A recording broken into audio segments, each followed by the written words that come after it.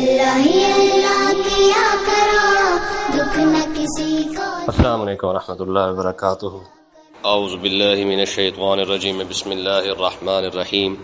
Islam in our life, یہ ایک اسلامی یوٹیوب چینل ہے جس پہ مفتی سجاد حسین قادری صاحب روزانہ درس قرآن پاک ترجمہ اور تفسیر بیان فرماتے ہیں۔ اس چینل کی ویڈیو کو لائک، چینل کو سبسکرائب اور بیل آئیکن کو پریس کر کے اور ویڈیوز کو دیکھ کے آپ اپنی دنیا اور آخرت کو سنوار سکتے ہیں۔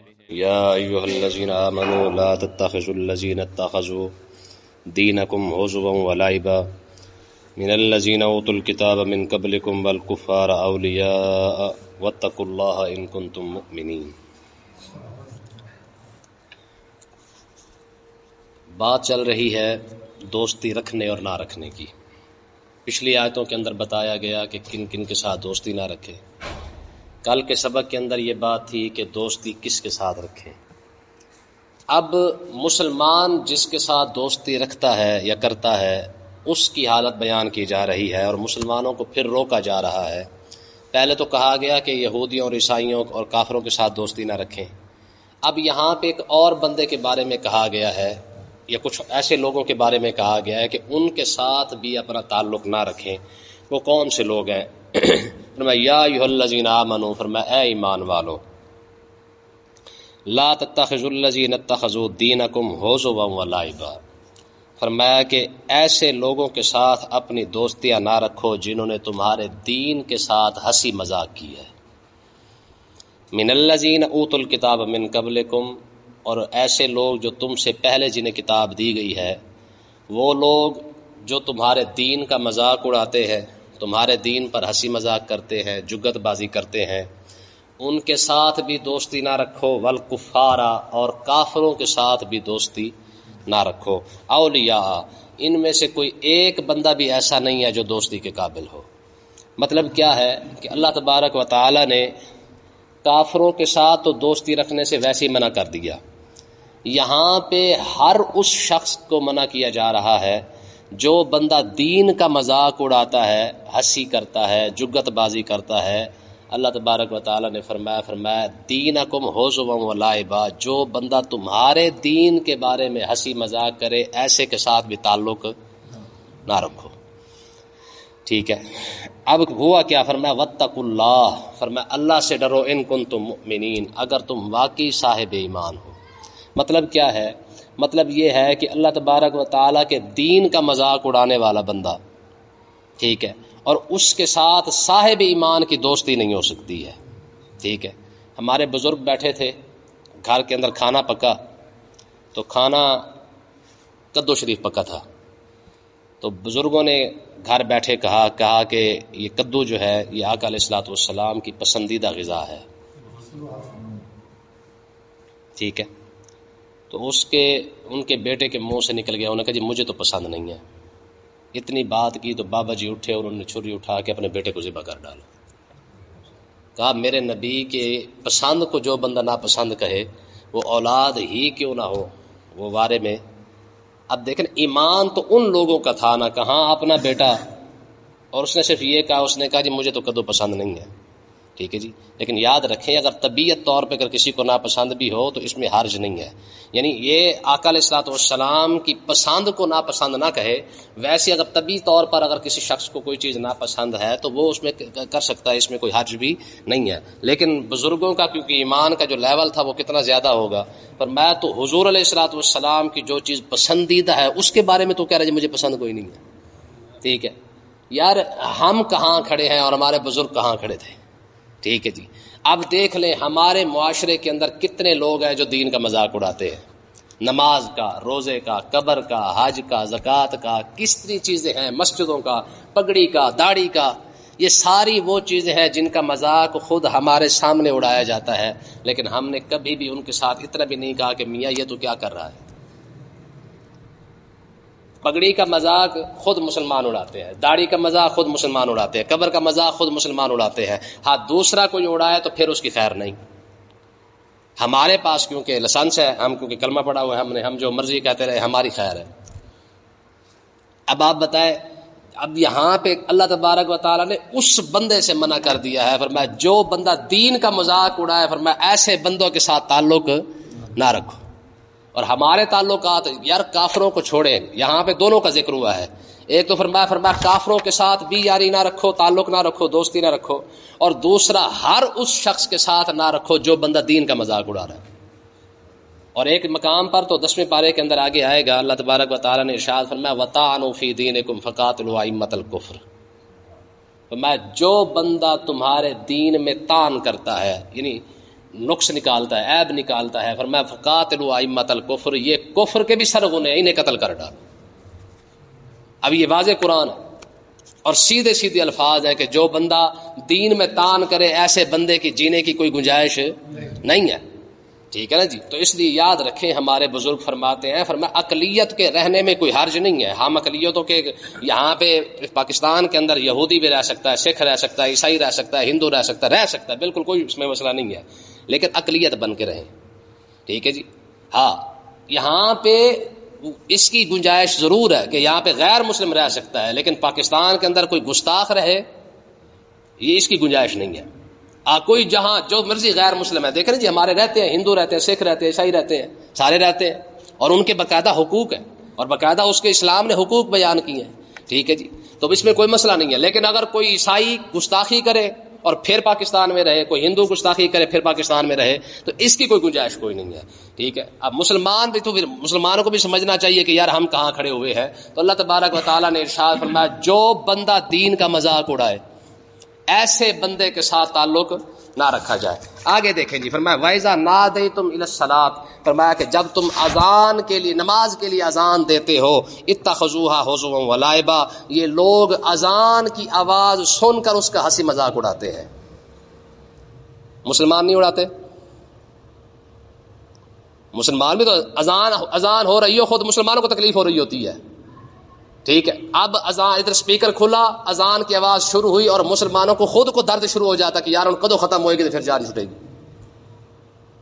کئی بار ایسا آپ الفاظ خود سن لے کے بارے معاشرے کے اندر کہ ہمارے معاشرے کی اب حالت یہ ہو چکی ہے کہ اذان کی آواز بھی مسلمان کو وارے نہیں کھاتی ہے. باقاعدہ اسکول کی تو ایک کتاب کے اندر چھپ کے آ گیا تھا، انہوں نے کہا جی یہ جو جہاں سے شور ہوتا ہے اور انسان کی جو صحت خراب ہوتی ہے، ان شوروں میں سے ایک شور تو مسجد کے اسپیکر کا ہے. باقاعدہ انہوں نے تصویر دی ہے. جب اسکولوں کے اندر یہ پڑھایا جا رہا ہو کہ تمہارے مسجد کے اسپیکر سے جو ہے وہ بندے کا سکون خراب ہوتا ہے، تو پھر اس معاشرے کے اندر کون پیدا ہوگا؟ اور ادھر سے خیر سے ٹی وی چل رہی ہو تو نہ سین جانے دیتے نہ ثواب جانے دیتے. کیا ہوتا ہے؟ آواز بند کر دیتے ہیں. ٹھیک ہے. ہمارے گھروں کے اندر یہ ہوتا ہے نا. ٹھیک ہے. ہماری عورتیں کیا کرتی ہیں، اذان کی آواز آئی تو کیا کیا، آواز بند کر دی اور سین پورا چل رہا ہے، یعنی آنکھیں ادھر ہے اور کان ادھر ہے تاکہ ثواب بھی ملتا رہے اور سین بھی چلتا رہے. جی کیا یار یہ سب تماشا نہیں لگا ہوا؟ آنکھیں ٹی وی پر ہے اور کان اذان پر ہے تاکہ ثواب بھی مل رہا ہو اور سین بھی نہ جائے. تو قرآن مجید نے ارشاد فرمایا وَإِذَا نَادَيْتُمْ إِلَى الصَّلَاةِ، اے محبوب جب تم، اے محبوب کے غلاموں، جب تم اذان نماز کے لیے اذان دیتے ہو، اتخذوها هزوا ولعبا، فرمایا یہ وہ لوگ ہیں جو اذان کی آواز سن کر ہنسی مذاق کرتے ہیں.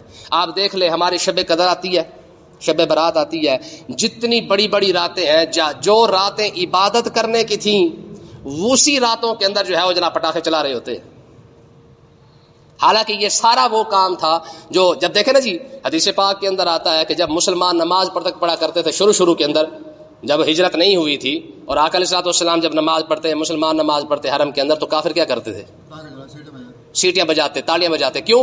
شور کرتے تاکہ یہ صحیح طریقے سے عبادت نہ کر سکے، یہ صحیح طریقے سے نماز نہ پڑھ سکے. اب وہ تو کافر تھا جو یہ سارا کچھ کر رہا تھا. آج شب قدر اور شب برات کو یہ سارا کچھ کرنے والا کون ہے؟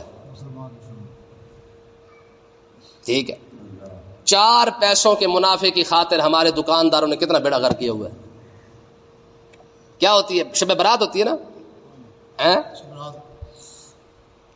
اب وہ رات، جس رات کو آقا علیہ الصلوۃ والسلام نے ارشاد فرمایا کہ اللہ تبارک و تعالی نے تمہیں شب قدر اور شب برات 2 راتیں عطا فرمائی ہیں. شب قدر کو چھپا دیا گیا اور شب برات جو ہے وہ ظاہر رکھ دیا گیا تاکہ تم اس کے اندر کھل کے رب کی عبادت کر سکو، رب کو راضی کر سکو. جو رات رب کو راضی کرنے کے لیے اللہ کے رسول نے عطا فرمائی ہے، اللہ تعالیٰ نے عطا فرمائی ہے، اسی رات کو مسلمانوں نے سب سے زیادہ اپنے لیے عذاب بنایا ہے، پٹاخے چلا کے.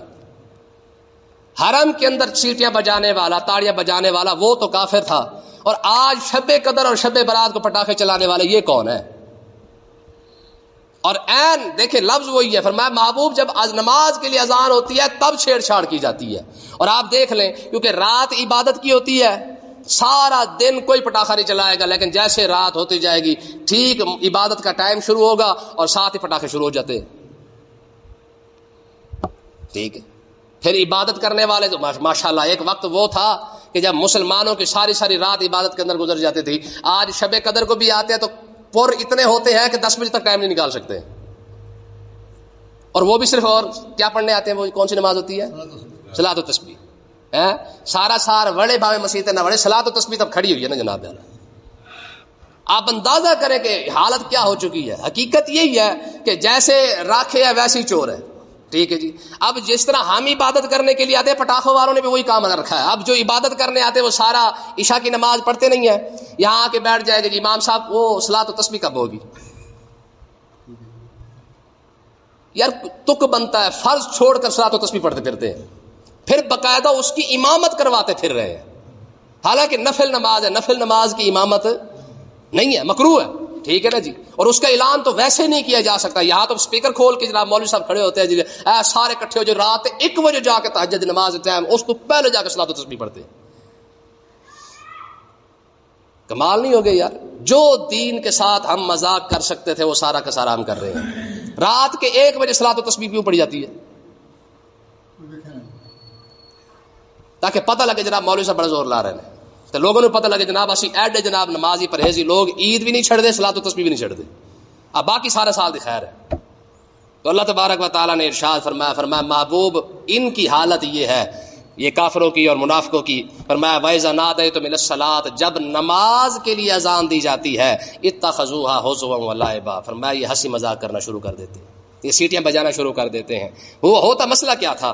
مسئلہ یہ تھا کہ جب اذان ہوتی نا، مسلمان جب نماز پڑھنے کے لیے اٹھتے، یعنی بیٹھے ہوتے آپس میں گپے شپے لگ رہی ہیں، اور مسلمان جب نماز کے لیے اٹھ کے آنے لگتے، جب مؤذن اشہد اللہ الہ الا اللہ اشہد ان محمد رسول اللہ کہتا تو یہ ہنسنا شروع کر دیتے. یہ یہودی اور عیسائی یہ کیا کرتے؟ یہ ہنسی مذاق شروع کر دیتے. اور ایک عیسائی نے تو یہاں تک کہہ دیا، جب ایک مؤذن نے کہا نا اشہد ان محمد رسول اللہ، تو ایک عیسائی کہنے لگا جھوٹا جل جائے، جو جھوٹا ہو وہ جل جائے. یہ بات کی رات کو گھر آیا تو اس کا غلام تھا، اس نے جناب والا وہ جلانے لگا نا جب دیا، تو دیا نیچے گرا، سارے کے سارے گھر والے جل کے مر گئے. ٹھیک ہے نا جی، یہ اس کی اپنی زبان سے نکلا تھا نا. تو اللہ تبارک و تعالیٰ نے ارشاد فرمایا یہ جو ہنسی مذاق کرتے ہیں نا، ذالک بانہم قوم لا یعقلون، فرمایا یہ وہ قوم ہے جسے کوئی عقل ہے ہی نہیں، اسے پتہ ہی کوئی نہیں ہے کہ یہ جو ہنسی مذاق کر رہے ہیں، یہ جو پٹاخے چلا رہے ہیں، جس رات کو رب راضی کرنا تھا اسی رات کو رب کو ناراض کر رہے ہیں. کوئی عقل والی بات ہے یار؟ سارا سال آپ دیکھ لیں، شوال سے لے کر شعبان تک، ٹھیک ہے جی، ہمارے پاس کوئی معین رات نہیں ہے کہ جس رات کو ہم عبادت کر سکیں اور رب راضی ہو جائے. لیکن یہ تو وہ رات ہے جس کے بارے میں آقا علیہ الصلوۃ والسلام نے خود ارشاد فرمایا یہ رات رب نے تحفہ میں عطا فرمایا ہے. پورے سال کے اندر ایک ہی رات تھی، ٹھیک ہے جی، جس کو عبادت کی رات باقاعدہ کہا گیا کہ چلے یار اس رات کو عبادت کر لیا جائے. ٹھیک ہے جی، کلام پڑھ لیا جائے، کلمہ پڑھ لیا جائے، ذکر اذکار کیا جائے. رات 10 بجے کے بعد کسی مسلمان کی آنکھ نہیں کھلتی ہے. وجہ کیا ہے؟ کیونکہ سارے تو حلوہ کھا کے آئے ہوتے ہیں. اچھا اس رات کو بھی ہم نے کھانے کے لیے رکھا ہوا ہے، حالانکہ یہ بڑی رات تھی نا. ہمارے بزرگوں کا طریقہ یہ تھا کہ جتنا پیٹ زیادہ بھوکا ہوگا اتنا زیادہ بندہ جاگ سکتا ہے اور اتنی زیادہ عبادت کر سکتا ہے. ٹھیک ہے نا جی. جنید بغدادی رحمۃ اللہ علیہ فرماتے تھے کہ جو بندہ دن کو 3 مرتبہ کھانا کھا لے اسے ڈنگروں کے ساتھ باندھ دو. یہ جنید بغدادی کا قول ہے. آپ فرماتے جو بندہ ایک دن کے اندر 3 مرتبہ کھانا کھائے، اور ہماری قوم بریک فاسٹ الگ ہے، ڈنر الگ ہے، لنچ الگ ہے، اس کے بعد سپر ٹپر الگ ہے. ٹھیک ہے جی. اور اس کے بعد جو برگر شرگر ہے وہ وکھرا ہے، اس کے بعد جو چلتا ہے حساب کتاب یعنی پارٹی پوٹی آ جائے تو وہ پارٹی پوٹی وکھری ہے. ٹھیک ہے جی. یعنی ساری دیہڑی کام ہے کھانے کا ہی، اس کے علاوہ کوئی نہیں ہے. ٹھیک ہے جی. اور شادی میں تو ہم ویسے بڑے مہذب ہوتے ہیں ماشاءاللہ، ہماری تہذیب تو دیکھنے والی ہوتی ہے جو شادی میں ہم کرتے ہیں. تو بہرحال جنید بغدادی رحمۃ اللہ علیہ کا یہ قول ہے. فرماتے جو دن میں 3 مرتبہ کھانا کھائے میں اسے ڈنگروں کے ساتھ باندھ دوں. اور ایک جگہ پہ آپ نے ارشاد فرمایا جو فقیر فقیری کا دعویٰ کرے، یعنی جو بندہ کہے جی میں بڑا پہنچا ہوا فقیر ہوں، تو میں 8 دن میں بھی اگر اسے بھوک لگ جاتی ہے تو اسے کہ جا کوئی اور کام کر، فقیری تیرے بس کی بات نہیں ہے. کیسی بات ہے؟ یہاں تو ہر بندہ فقیر ہے نا. تو جنید بغدادی فرماتے تھے فرمایا جو فقیری کا دعویٰ کرے کہ جی میں پہنچا ہوا ہوں، 8 دن کے اندر بھی اگر اسے ایک مرتبہ بھوک لگ جاتی ہے اور اسے کھانے کی طلب ہوتی ہے نا تو اسے کہ میاں فقیری تیرے بس کی بات نہیں ہے، تو جا کوئی اور کام کر. 8 دن کی بات ہے. تو بہرحال یار دینی شاعر کا مذاق یہ کوئی چھوٹی موٹی بات نہیں ہے. حالانکہ قرآن مجید آپ پڑھ کے دیکھیں نا جی، والا ان سالتہم لا یقولن انما كنا نخوض ونلعب، فرمایا کہ محبوب آپ ان سے پوچھیں، فرمایا کہ اوے تم دین کوئی مذاق سمجھتے ہو؟ ٹھیک ہے جی. تو یہ کیا کہتے ہیں کہ قل اب اللہ وآیاتہ ورسولہ کنتم تستہزئون، اگر آپ ان سے بات کریں گے نا تو ایسا کیوں کرتے ہو؟ وہ کہتے ہیں جی ہم تو مذاق کر رہے تھے. ٹھیک ہے نا جی. تو آپ فرمائیں ان سے قل اب اللہ وآیاتہ ورسولہ، فرمایا اللہ ہی رہ گئے مذاق کرنے کے لیے، ورسول اللہ کا رسول ہی رہ گیا مذاق کرنے کے لیے. کنتم تستہزئون، تم مذاق کرتے تو لا تعتذروا قد کفرتم بعد ایمانکم، فرمایا اب تم پریشان نہ ہو، اب تم پکے کافر ہو چکے ہو ایمان لانے کے بعد. ٹھیک ہے جی. بندہ قبر کا مذاق اڑائے اور پھر بندہ کہ جی میں مسلمان ہوں، بندہ داڑھی کا مذاق اڑائے اور پھر کہ جی میں مسلمان ہوں، بندہ پگڑی کا مذاق اڑائے اور پھر کہ جی میں مسلمان ہوں. کتنی بڑی بات ہے یار. یعنی اندازہ کرے گناہ گار ہونا اور بات ہے، لیکن یہاں گناہ گار نہیں ہو رہا ہے، یہاں تو وہ چیزیں جو اللہ تبارک و تعالیٰ کے ہاں بڑی مقبول ہے انہی چیزوں کا مذاق اڑایا جا رہا ہے. پگڑی پہننا کس کی سنت ہے؟ ٹھیک ہے نا. داڑھی حضور کی سنت، یہ سارا کچھ تو مولوی کا تو تھا ہی نہیں، یہ تو سب کچھ رسول اللہ کی سنت ہے. اور تو کس کا مذاق اڑا رہا ہے؟ کس پر تانے کس رہا ہے؟ کس پر باتیں کس رہا ہے؟ کس پر جگت بازی کر رہا ہے؟ تو ہمارے معاشرے کے اندر سب سے زیادہ فلموں کے ذریعے دیکھ لیں، ڈراموں کے ذریعے دیکھ لیں، خاص کر یہ جو سٹیج ڈرامے ہیں ان کے ذریعے جتنا مذاق دین کے لحاظ سے ہر لحاظ سے مذاق اڑایا جا رہا ہے. آپ قبر کی حدیث سنا کے دکھا دیں، لوگ اس وقت یاسنا شروع کر دیں گے یا کوئی نہ کوئی ایسی بات منہ سے نکالیں گے، لا مولوی نہیں بخشے دینے لگے، 80 نہیں بخشے جانا ہے، حالت سانو مولوی نہیں بخشے جانا. ٹھیک ہے. اب یہ کیا ہے؟ حالانکہ یہ آقا علیہ الصلوۃ والسلام کا فرمان ہے. حضور نے ارشاد فرمایا کہ جب بندہ قبر کے اندر جاتا ہے نا، ٹھیک ہے، اور بخاری پاک اگر پڑھ کے دیکھے بندہ تو بندہ حیران رہ جاتا ہے. حدیث پاک ہے کہ جب بندے کو گھر سے لے کے چلتے ہیں نا قبرستان کی طرف، فرمایا کہ حضور نے فرمایا کہ اگر وہ جو جانے والا جو ہے میت جو ہے اگر وہ ہو نیک تو وہ کہتا ہے مجھے جلدی جلدی لے کے چلو. کیا کہتا ہے؟ جلدی جلدی مجھے لے کے چلو. کیوں؟ کیونکہ اس سے آگے کا جو منظر نظر آ رہا ہوتا ہے نا وہ بڑا حسین ہوتا ہے.